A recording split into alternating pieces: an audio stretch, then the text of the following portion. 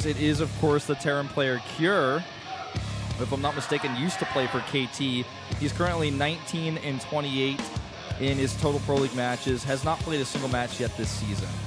Yeah, I think he was scheduled to play maybe a 4th match. Don't quote me on that, but I think I've seen his name somewhere around before. He has been around for a while. You do see his stats up here on the Pro League. Total 19 and 28. Yeah, not the best Terran player, but definitely a solid all-around player. One of the ones that you can rely on to if he has a good game, take a win. And he's up against Zest here, a player who changed his ID because of the meaning associated with his old ID. And he's a player who honestly did really, really well in the previous season. He's played a lot of games, 51 wins, 35 losses. He's 1-0 currently this season. And things are looking really good for KT. And if they win this match, they take a 3-0 here. Yeah, I mean, you can just look at the stats and say that it's looking really good. But even in the players, Zest going 1-up so far, 1-0, at least in Pro League so far. Yep, we're going to see how he does. Looks like we're going to go ahead and jump into game number 3, see if KT can get that 3-0, the 2014 Pro League.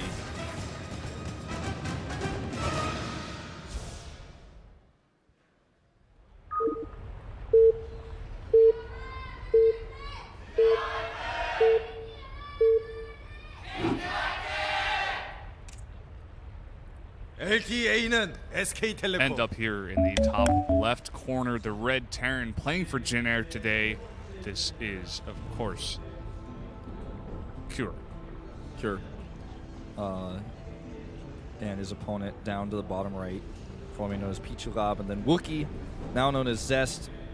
And when I think of the name Cure, I think of the first healing spell that any character in an RPG can learn. It's the basic one. It uses the lowest amount of mana. Doesn't heal you a lot, but in the early parts of the game, it can do a lot for you, and you always get this magic feeling of like, oh my god, I don't have to use potions anymore. I loved that feeling all the time when I was playing RPGs, just getting that Cure, making sure you didn't have to carry a bunch of potions. Then you run into the problem of you have a bunch of leftover potions that you never use, and you decide, well, should I sell them or should I keep them because you run out of mana. Might need them at one time within the game, but then you never end up needing them, but then you carry them around with you the entire game. That was really scary. I thought that guy was about to fall out of his chair. We've seen a bunch of chair accidents so far here at the 2014 Pro League, so I wouldn't be surprised. But I want to say Happy New Year to everybody. We talked the last time we talked. It was 2013. Now it's 2014. So Happy New Year to everybody. So what we have so far here on Outboxer is about as standard as it gets. We have an SCV though, going for maybe some shenanigans, maybe some troublemaking. This looks shenanigan-y to me. Oh yeah, it definitely does. An extra barracks added over here in a very, very secluded area. And we're going to have to see if Zest thinks something up. Thinks something is up. He's going to come in here with the probe. Oh, if he actually gets in here, and no, it's still there's no way for him to know. If he is like extremely on point, and he like is a poker player, can count cards, and he's like looking at the command center and what the research was at, he might be like, that's not the right time for an orbital exactly like it would be if you were just doing a 1 barracks expand. And he is actually going over to the right side of the map. We'll see if he does see this. He is following that extra SCV over there. We're gonna have to see if Cure leads it away from that barracks. If he does see it, that would be pretty crucial for Zest for holding this off. It doesn't look like he sees it so far, just chasing that SCV. And we're gonna have to see whether he knows what's up. We're gonna have to see in his play. He gets the Zealot, which is a great choice. Well, he cancels the last second, makes the Nexus. So I was going to say most people would cancel the Zealot, but he does at the last second cancel it. The Zealot is great if you want to pressure against somebody who's going for 1 barracks expand, but most Process will cancel it in favor of getting a Nexus and that Mothership Core. And look at this. Great scout here by Zest. He's able to identify the problem and now can easily prepare for a solution. He needs to pull SCVs, or rather probes, to stop the bunkering of the natural, on the other hand. And this could turn into very quickly a very serious problem. Yeah, this could be a very big problem here. He has to know that this bunker is going up. It is outside the range of the Nexus, though, so he doesn't quite have vision of it just yet. He cancels the Nexus. He just canceled it, though. He may have seen it briefly with one of his units on the high ground, or might have just had that star sense that most programmers have to just say, Obviously, there's a bunker going down. What else are you doing, with that? You're not just going to walk home with those Marines. He didn't even know that Zest scouted it because it was scouted from the high ground. And now this is a very annoying situation. Similarly to how you get contained as a Zerg player, a Protoss player who has a bunker at his natural can find himself under a lot of pressure. And also this pylon is scouted, so he knows that there's a potential for Warpins to go harass him back at home. This is really annoying because you can't just walk past this. Yeah, you would lose way too much if you just want to run by. Looks like he wants to at least target down that SCV and get over here to the left. He does lose that Stalker, though. That is pretty big. That's not worth it. That's absolutely not worth it. Even with one Stalker on the outside, I'm not sure how much I like this. We'll see what he gets done with the Stalker. Let's see if he can make it worth it. Because if he can get a lot of kills on these Marines, if his micro is godlike, the likes of which we've seen from many KT Terrans, or Protosses, that is to say, we'll see. He's actually starting to micro a little bit here against those Marines in the middle of the map, not shown on screen, but shown on the mini-map. This pylon is also unscouted. Yeah, that could cause problems for Cure in the future if he does not scout that.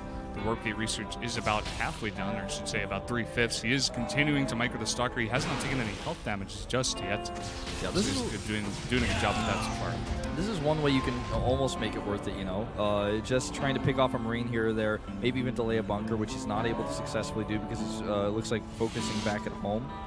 With the robotics, I think what we're going to see is a Warp Prism follow-up. He's going to use these gateways to continually attack. He's going to start warping in here. He's going to send a Warp Prism over so that from his 3 gateways he can continue to reinforce. He's trying to make it look like he's trying to break down here at the natural. And with good micro here, he will eventually kill that bunker. Needs to be careful. Doesn't want to lose any more hit points there. And warp gate research is done. He can now warp in. He is getting 3 sentries meanwhile before he just turns those into warp gates. And he does have 3 Stalkers as well as the Mothership Core. He's going to start moving across the map. That probe was spotted, but he's not looking down there. Yeah, this is actually really sloppy by Cure that he doesn't go and check for this. Second bunker is going to help him against frontal attacks, which is where these sentries are going to come in handy. You know what? He actually warps on the outside. I think he's basically thought, there's no way he didn't see my pylon by now. Okay, he does see it. But consider, if he does move those Marines out of the bunker at the worst possible moment to kill the pylon, they won't be in the bunker. The force fields can go down and trap them outside, so he has to be very careful about this. I like sending only a few Marines down there, keeping the rest of the Marines near his bunker so he doesn't get force fielded out.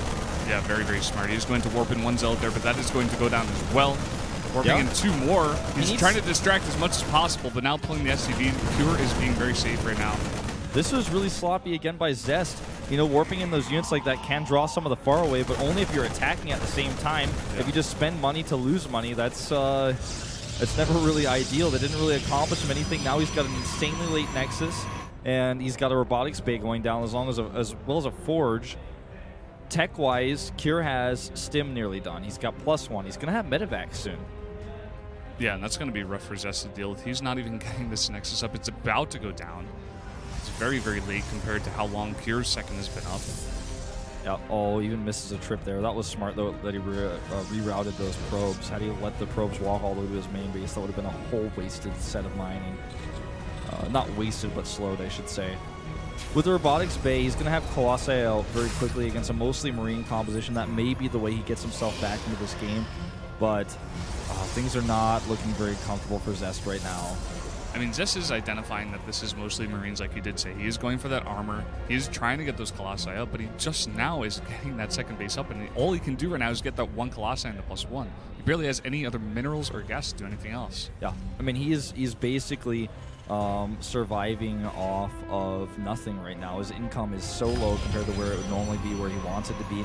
He's starting to stabilize a little bit. Look at the worker count, 48 to 45, plus the mules. The economy is so much better right now for Cure, who also has Medevacs now out on the map. But that Marine competition, like I said before, this is what is going to give him a bit of a challenge to actually work with. Nice dodge there with the Observer, meanwhile. Yeah, that is big. Now he does probably see this drop in there. He has to assume it, so he's going to send some units over there. At least I hope he does. The thing is, he doesn't have too much to be worried about because these are only Marines. An overcharge will do so much for him here. Can he actually get some of these probes, though? The overcharge, the Mothership Core a bit too far away. Uses the overcharge of the natural to keep those units at bay. They can't actually commit to this, and then the Colossus comes back and chases away. But just look at the supply, Brennan. It's 106 to 77. He's spending all of his resources, Zest that is, on tech. but his army is so flimsy, so small as a result, and I really feel like what Cure could easily do right now is start a third command center. Yeah, he definitely could easily do that. I mean, we even saw a Twilight Council for Zest as well. Just so much tech coming down. Even Cure remembering this Phylon over here, going to take that out. It's going to be just annoying for Zest to deal with as well. Like I said before, looking at the supply, it's just very much in favor of Cure right now. One thing that Zest could try to do is hit a timing with his Colossi in range, which should stop pro production. He has stopped pro production. He was making until about 46, I think. And his composition is still really strong because the Marine count is much higher than the Marauder count still as it is. This is going to be a problem. They're dropping the main base while he's occupied at the natural. And this time he doesn't have that overcharge to just toss back. At least if he does, he needs to use it right now. And look at this, the units spread out here. The Stalker's out here taking a bit of damage from this while the drop is going in. Focuses down the robotics facility, delaying more Colossi from coming up. And another attack at the front as well. The Photon overcharge goes down, but this Nexus is going to go down as well, and it's looking terrible for Zest now. Zest basically losing so much here for nothing. Doesn't get anything accomplished. There's that third command center I was talking about coming out for Cure. And he can just continue to attack. Look at his army. It's so huge. He got those Stalkers for free. He got the Nexus. And what can Zest even hope to accomplish right now is the question on his mind, because the next wave of attacks at his natural is going to be undefendable with a few more Marauders in the mix. He's just going to target these Colossi down. The Colossi just overstepping his bounds as well. It doesn't even matter. Just too many units here for Cure. Going to take out the rest of Zest's army, and all that Zest can do now is type GG. He has to throw down the mouse. He calls it. And a win for Cure. And JINAIR actually gets one win on the board because of this. They're hanging by a thread right now, and it's all thanks to Cure. Really, really solid defense in the early game, and that proxy barracks play that was able to deny so much mining was really, really important. And Zest didn't respond appropriately. Getting the Stalker out there for losing one Stalker is an iffy choice. Then he got the Stalker over there and did a little bit with it. Had a pylon up, which he mistakenly showed the probe to his opponent with that pylon. Still kept the pylon up and only warped in Zealots when the pylon was under attack, where he was going to surely lose them. It was just not well executed, the pressure he could have gone with there. And he didn't attack at the same time while he was warping those in, like I said before. He just, everything he did, he tried to put on the pressure, he tried to put on the aggression with the bunker at the front of his base, but it was just brought down because Cure was just so ready. He had the two bunkers there, and Cure just defended it really well, whereas Zest did not.